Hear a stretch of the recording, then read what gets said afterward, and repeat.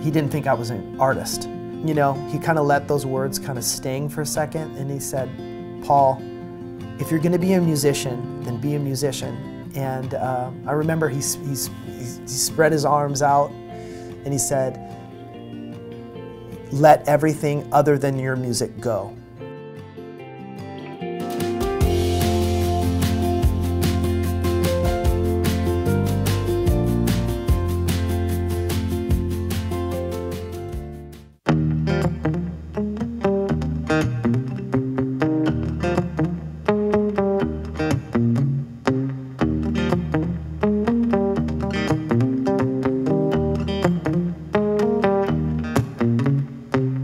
Stopped in the street under lights by the cars on my way home to see her. I left her key under the mat by the door in the front. I know that she'll be fine. And I arrive, she's asleep by a clock next to the light that she reads by. And I gently close the door. I tiptoe across the floor.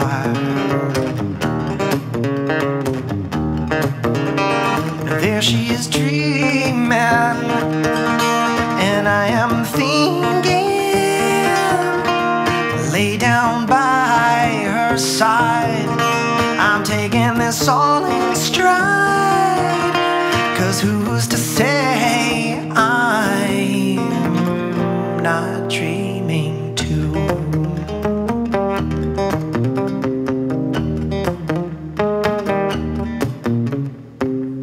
Flip the switch by the desk drawer. She's awake now and she's smiling.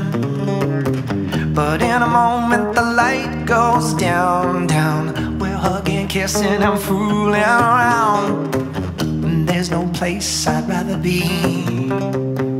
I love the way she holds on to me.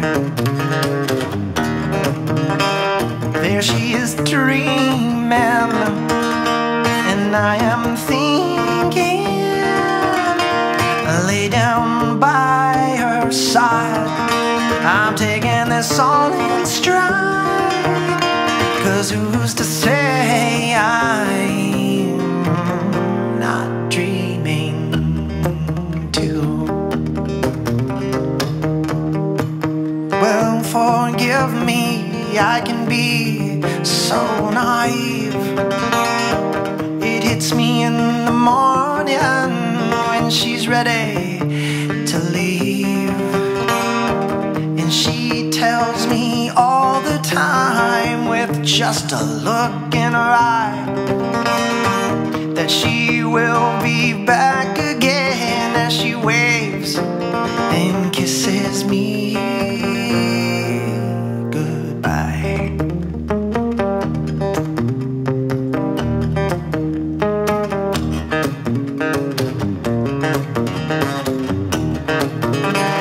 There she is dreaming, and I am thinking, laying by her side and taking this all in stride, 'cause who's to say I'm not dreaming too?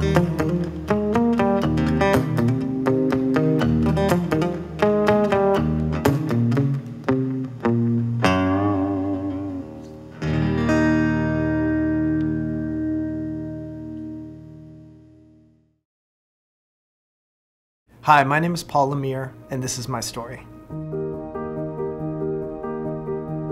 I'm a singer-songwriter from Montreal, and I live in Orange County, California. My first recollection of music was on the day Elvis died. It was the first time I remember seeing my mom cry. It just showed me how powerful music could be, and just her emotional response. It wasn't until after college that I actually tried to make music my career. It was artists such as Dave Matthews and Ben Harper that actually influenced me to try my hand at becoming a musician. So I would go to open mics and I would write songs and I would prepare them and just develop my craft at those places. What's always been fascinating to me is the actual craft of songwriting. It's always awesome when a song comes through, like the muse comes through and a song stands the test of time.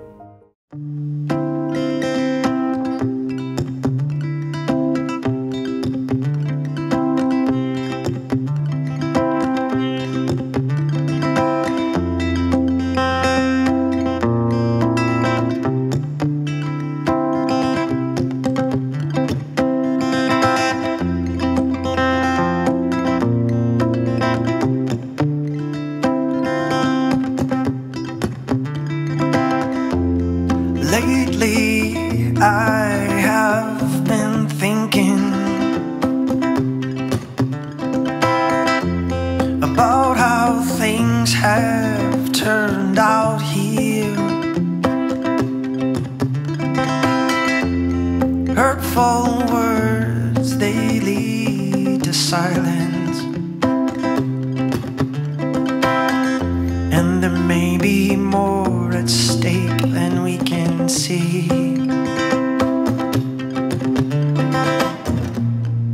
I don't know what I can do.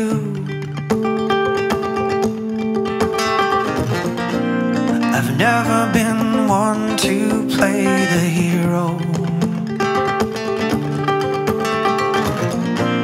If we can agree somehow to disagree, then I know, then we can make our way back again.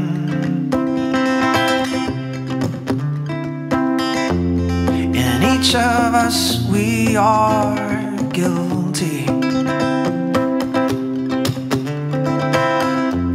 We've made our mistakes along the way.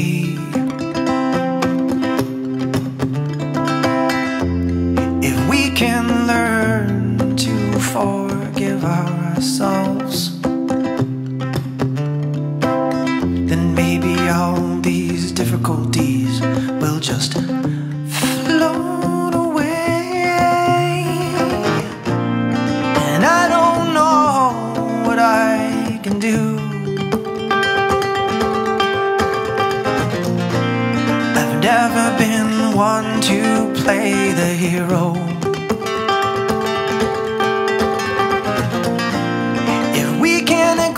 Somehow to disagree, then I know we can make our way back again.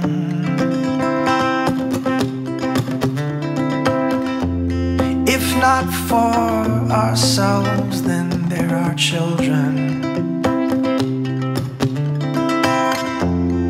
reading books. They've got their childish looks and they're dancing. Minds see what we do and what we say, and for what, I'm not really sure.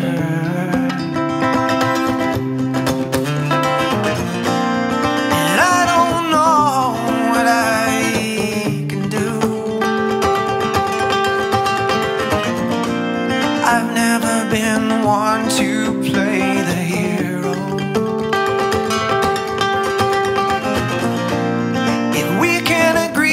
Somehow to disagree, then I know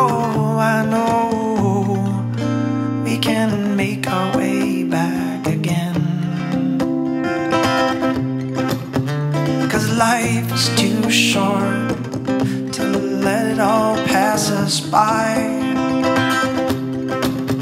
'Cause life is too short to see it all pass us by.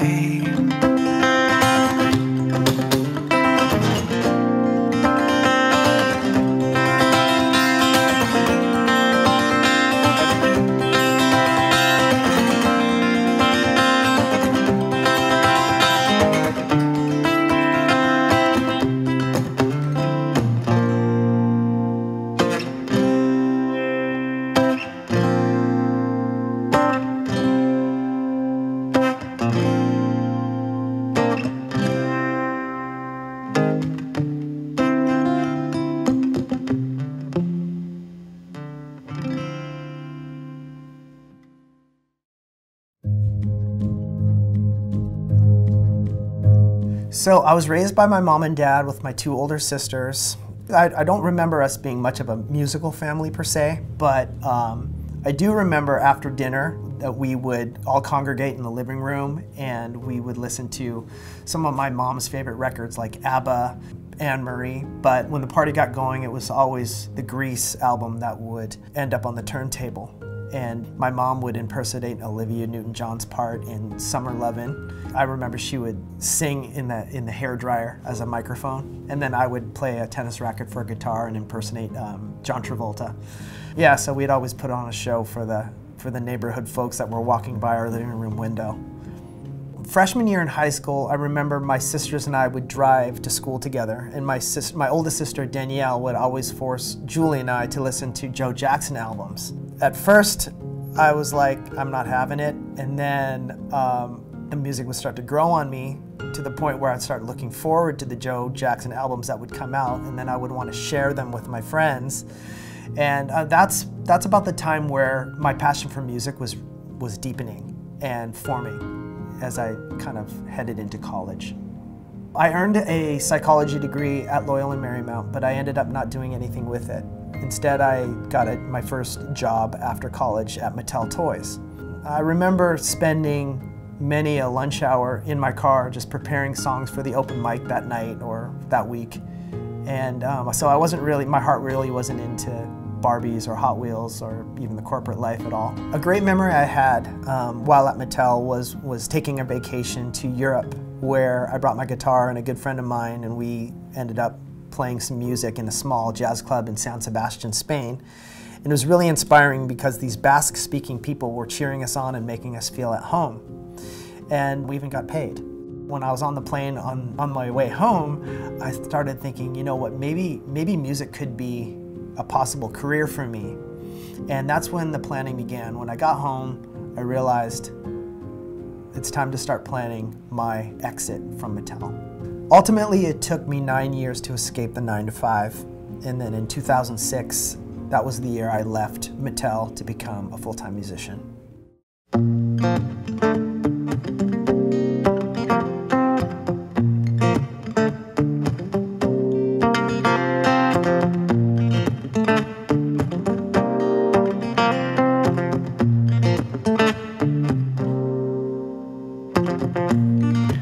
Do you ever wonder why birds fly in formation of a V?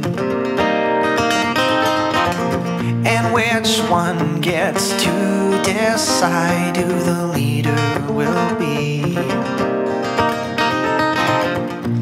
And take just for a moment to consider the caterpillar who takes to the sky, becomes a butterfly after months of crawling around on the ground. Or is it just nature's way of saying it'll be okay? There is a plan for you, but to yourself stay true, and soon you will find that you'll be flying too.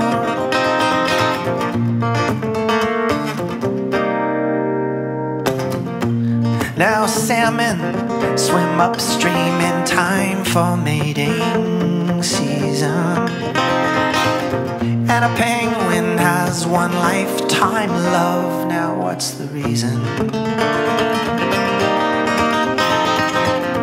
And how come an owl I see fly at night? Could it be possibly that the size of their eyes leads them to despise daylight? Or is it just nature's way of saying it'll be okay? There is a plan for you, oh, but do your yourself stay true, and soon you will find that you'll be flying too. Yeah, you'll be flying too. Or is it just nature's way saying it'll be okay? There is a plan for you, oh, but do yourself stay true, and soon you will find that you'll be flying too. Yeah, you'll be flying too. Yeah, you'll be flying too. Yeah, you'll be flying too.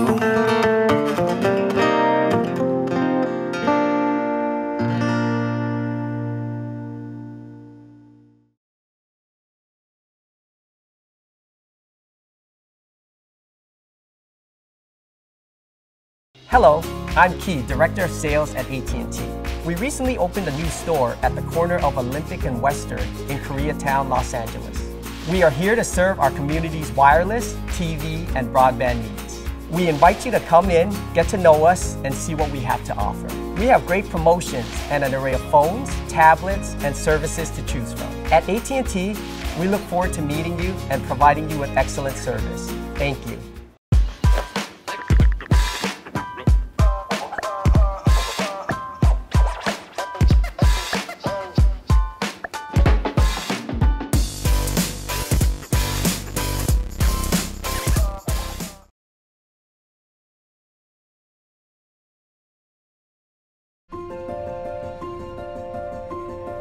I'll always remember the final words my boss said before we parted ways. He said, "I guess it's not all about the money for some people." I wasn't really sure what he meant by that, but he always had a way with words. It was about that time where I had just finished recording my second independently released album, Big Yellow Moon. And with that album, I felt armed to go and get the work that I needed to get to make it on my own as a musician. You know, I just got to work as soon as I could. And so luckily, I had some friends in the restaurant industry. Some were managers and some were owners that hired me to do the background dinner music. And so I was, you know, getting hired consistently from my friends and some other places too. So month to month, I was making it.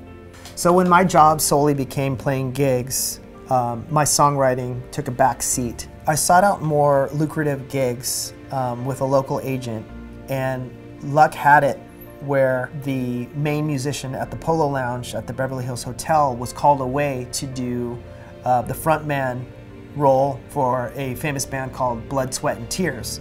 So when he left, I jumped in his spot at the hotel, and that's where I spent a couple of years, you know, playing for some of my heroes growing up, like Eddie Vedder and Wayne Gretzky. It was just unreal. Around this time, I also had a band. We didn't really find much traction just simply because some of the guys had other projects they were working on, and there was availability issues. And also the expense of it just didn't work for that time in my life. So that sort of went by the wayside, and I just started continuing doing solo music. So in 2008, 2009, the economy collapsed, and for most of the venues that were hiring me, I was no longer a priority on their list of hirees.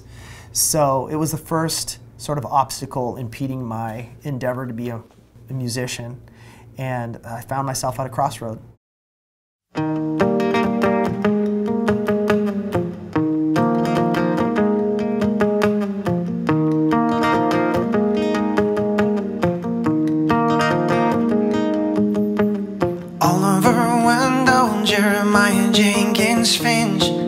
Had the longest name in the land. Tattooed on his fingers were his names. You could see them when he waved, or when he smiled and shook your hand. Oliver wasn't your average everyday boy, but had a heart of gold. He never played football or hide and seek. He never seemed to fit that mold. Instead Daddy wore sneakers that didn't match. His hats were big and bright. Shirts hung low below his knees and never seemed to fit quite right. Oliver Wendell, Jeremiah Jenkins Finch never cared what the others would say. Went about his business in his own way. Oliver Wendell, Jeremiah Jenkins Finch had a smile for everyone when the sun came up until the day was done.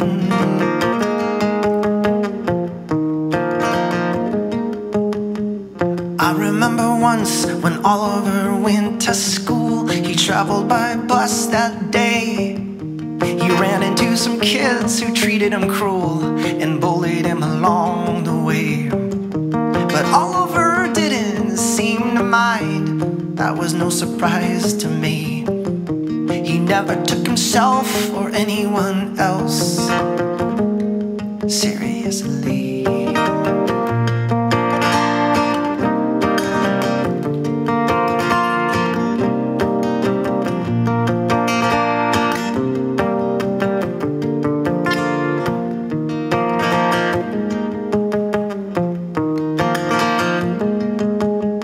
So just like you and I, there were times in his life full of trouble, sometimes strife.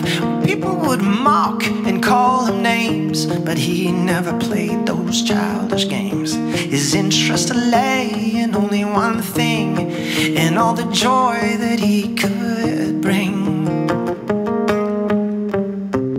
Oliver Wendell, Jeremiah Jenkins Finch never cared what the others would say. Went about his business in his own way. Oliver Wendell, Jeremiah Jenkins Finch had a smile for everyone when the sun came up until the day was done.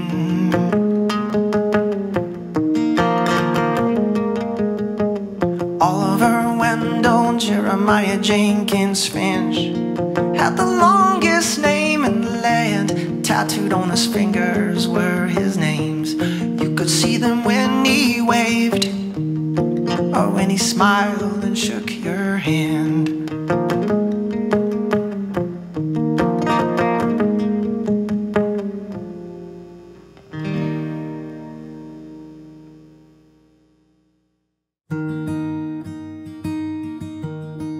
So I had my ducks in a row and I decided it was time to leave the corporate life. The economic bubble burst and the stock market crashed and I was forced to go back to the 9-to-5 grind. But luckily I found a company where I would meet the man that would change my life forever. His name was Yuki Matsuda and he is the founder of Yukitin, a brand of handcrafted leather moccasins.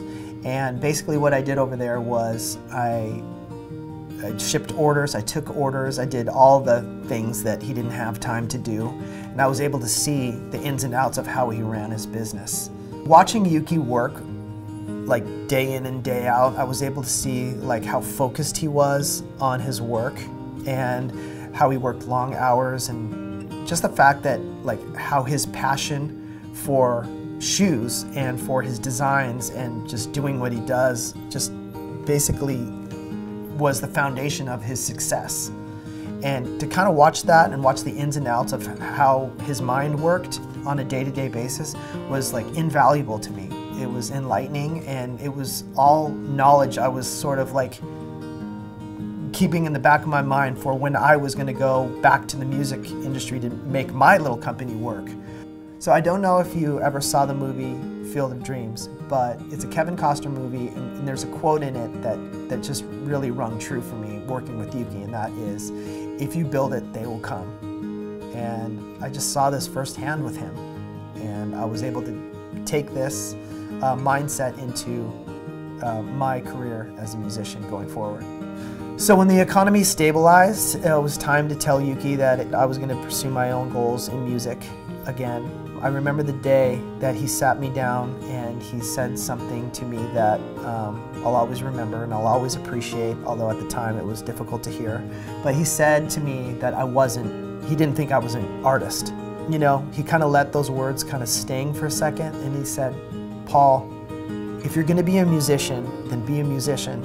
And I remember he spread his arms out and he said, "Let everything other than your music go.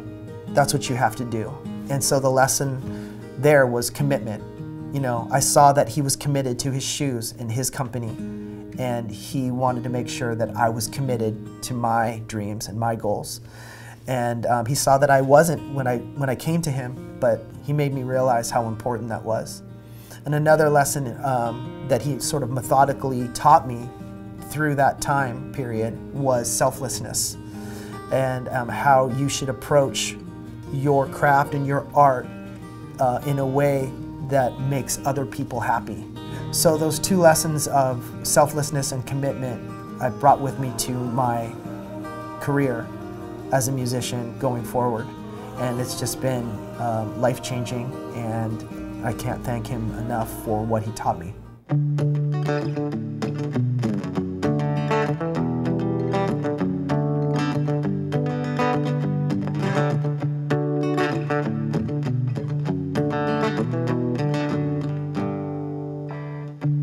Sitting back to think about ways to say,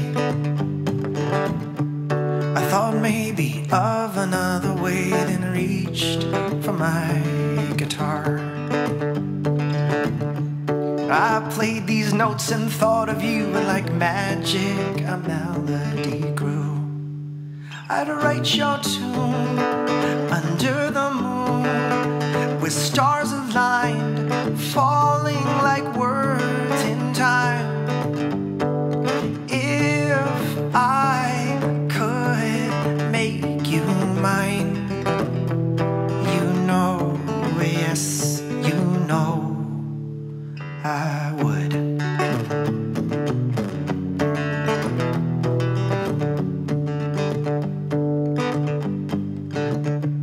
Can't we just hold this pose and stay right here a little longer? Funny how time can't stop, feelings just grow stronger.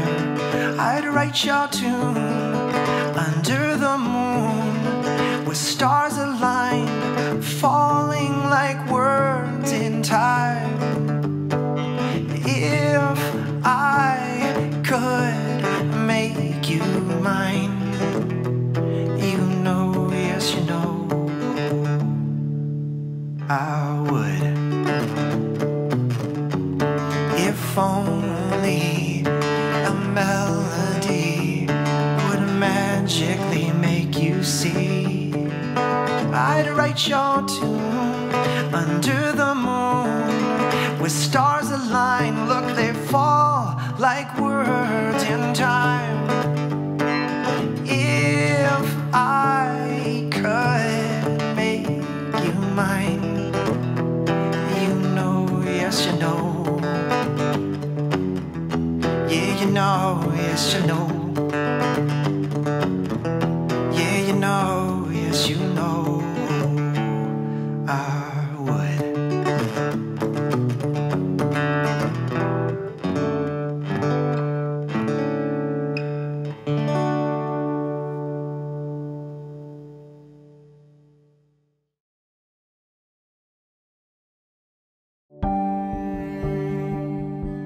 Today, I live in Southern California. I'm a working musician, but because of the pandemic, I'm doing some delivery work in the realm of essential work to make ends meet.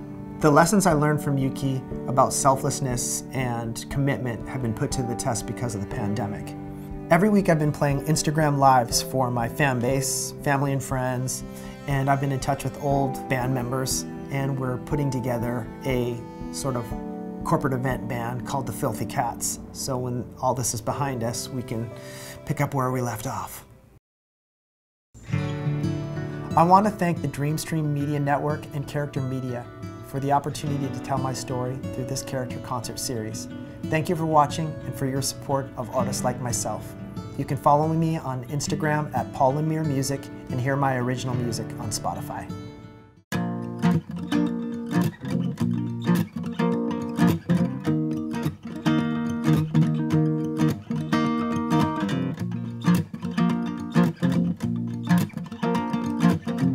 The smell of the bakery from across the street got in my nose as we carried our ladders down the street with the wrought iron gate rose. I went home and listened to Jimmy Rogers in my lunch break. I bought 5 wood pines at the shop on the corner, went straight back to work. Old Sam was up on top, I was on the bottom with the V.